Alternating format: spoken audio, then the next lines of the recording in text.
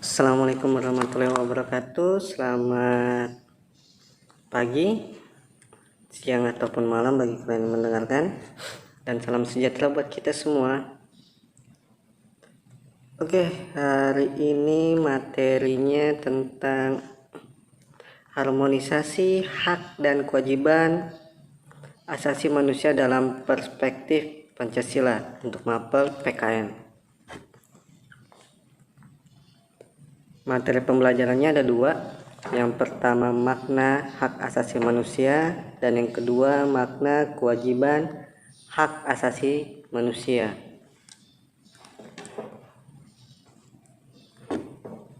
Makna HAM, ya langsung di bawahnya. HAM adalah hak-hak dasar manusia yang dimiliki sejak berada dalam kandungan dan setelah lahir ke dunia, yang berlaku secara universal dan diakui oleh semua orang. Setiap manusia memiliki haknya, diantaranya hak untuk berbicara atau berpendapat, hak untuk hidup damai, hak untuk mendapatkan pelayanan dan diperlakukan sama dengan manusia yang lainnya, dan juga bisa dikatakan hak untuk hidup. Jadi dari dalam kandungan kalian sudah mempunyai hak untuk hidup sampai kalian lahir ke dunia. Pada hakikatnya dalam HAM terkandung dua makna. Poin pertama, HAM merupakan hak alamiah yang melekat dalam diri manusia sejak ia dilahirkan ke dunia. Hak alami ini adalah hak yang sesuai dengan kodrat manusia dengan insan merdeka yang berakal budi dan berperi kemanusiaan. Tidak ada seorang pun yang diperkenankan merampas hak tersebut dari tangan pemiliknya. Hak ini tidak berarti bahwa HAM bersifat mutlak tanpa pembatasan. Jadi yang dimaksudkan tadi ini adalah hak alami itu seperti hak untuk hidup yang melekat tapi mutlak tanpa batasan. Poin kedua, HAM merupakan instrumen atau alat untuk menjaga harkat dan martabat manusia sesuai dengan kodrat kemanusiaan yang luhur. Tanpa HAM, manusia tidak akan dapat hidup sesuai dengan harkat dan martabat kemanusiaannya sebagai makhluk Tuhan yang paling sempurna.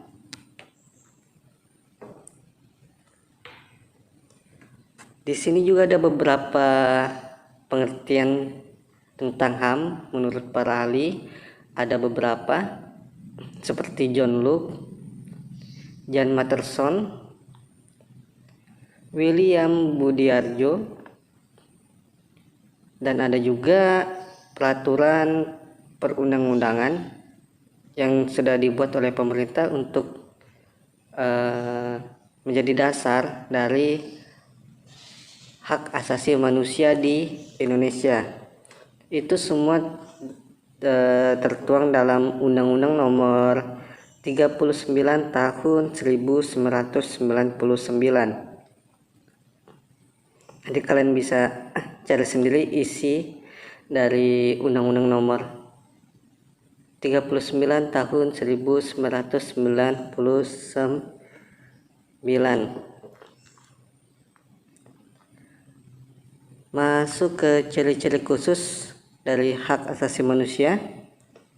Yang pertama ada hakiki.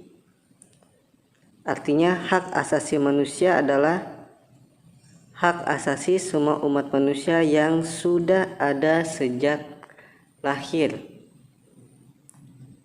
Yang kedua universal. Hak asasi manusia berlaku untuk semua orang tanpa memandang status, suku bangsa, gender atau perbedaan lainnya.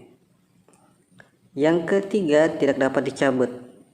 Artinya hak asasi manusia tidak dapat dicabut atau diserahkan kepada pihak lain.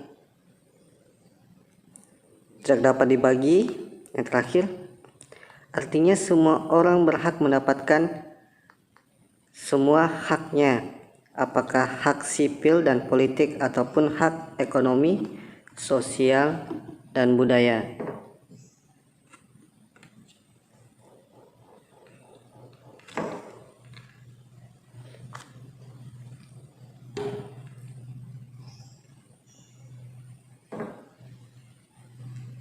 Kita masuk ke poin kedua, makna kewajiban hak asasi manusia.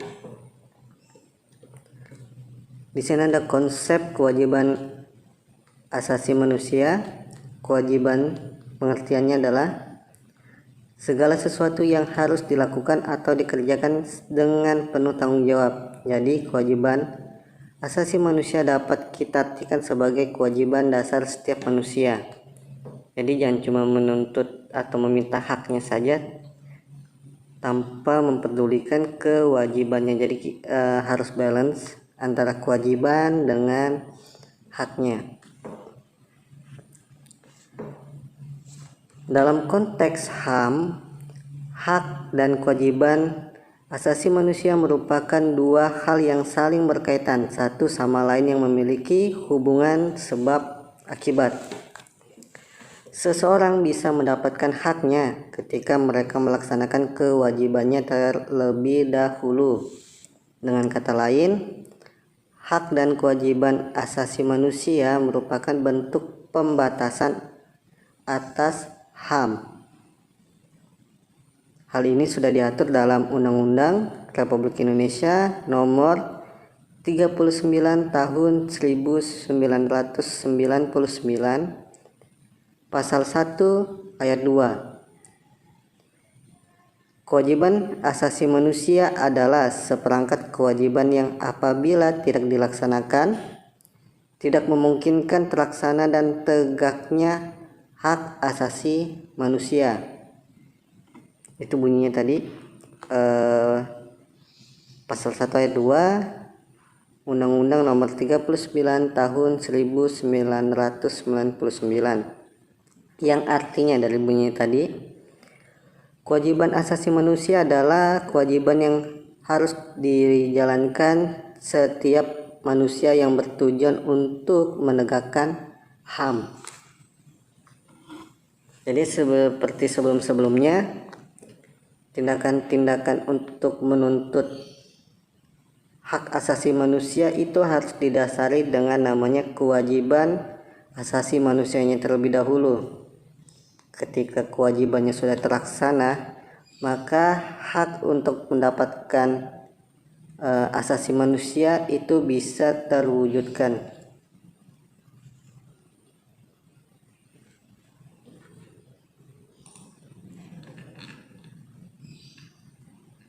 Tapi kalau misalkan kewajiban sudah kita laksanakan tetapi hak kita tidak kita peroleh, apakah itu suatu pelanggaran? Ya jelas itu adalah suatu pelanggaran yang sudah dilakukan seseorang atau sekelompok orang terhadap kita. Jadi bagaimana kita untuk menanggapinya? Di Indonesia itu sudah terdapat beberapa organisasi perlindungan hak asasi manusia. Jadi kita bisa laporkan ke situ, atau kalau tidak mau terlalu repot atau misalkan di daerahnya tidak ada organisasi itu berdiri, kalian bisa laporkan ke pihak yang berwenang seperti polisi maksudnya ya. Oke, untuk harmonisasi hak dan kewajiban manusia dalam perspektif Pancasila, untuk hari ini sampai di situ saja dulu. Kita nanti lanjutnya tentang kasus-kasus pelanggaran HAM ya di pertemuan-pertemuan selanjutnya. Oke, selamat pagi, siang ataupun malam. Assalamualaikum warahmatullahi wabarakatuh dan salam sejahtera buat kita semua.